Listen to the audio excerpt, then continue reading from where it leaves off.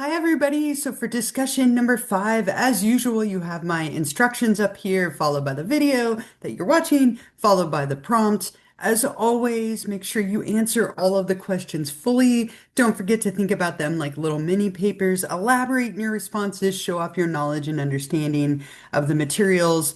Also, read through a minimum of 5 of your classmates' posts and reply to one of them to get those 2 points, and then 13 points for your responses to me for a total of 15. And as always, there's still a rubric and a sample posting here should you still want it.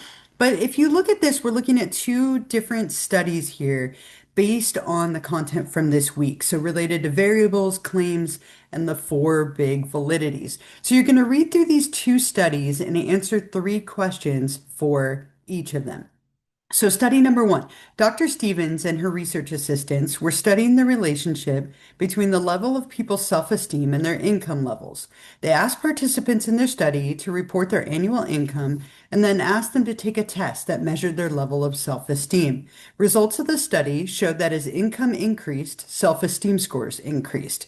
Looking at that brief example, number 1, is this a correlational study or an experiment, right? Correlation or experiment, and explain.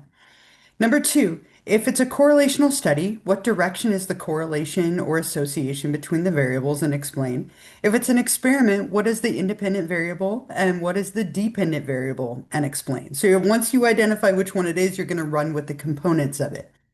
Number 3, from this study, can we conclude that income causes an increase in self-esteem? I want you to explain why or why not.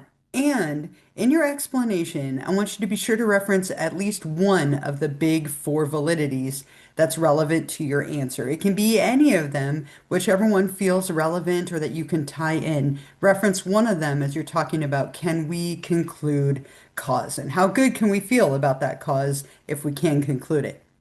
Study 2, researchers randomly assigned participants to ingest kombucha and others to ingest a placebo, a water flavored to taste similar to kombucha and in a kombucha bottle, but without the key ingredients of kombucha. The participants, as well as the research assistants, were unaware who received kombucha and who received the placebo. After participants in both groups ingested their assigned beverage, researchers read to all of the participants, Researchers read to all of the participants of the study at the same time a list of 10 letters. On average, the kombucha group recalled 10 letters, while on average, the placebo group recalled only 5 letters. Same thing. Okay, so is this correlational or experimental? And explain which one is it and tell me why. Number 2, if it's correlational, what direction is the correlation or association between the variables, and explain. If it's an experiment, what's the independent variable and the dependent variable, and explain.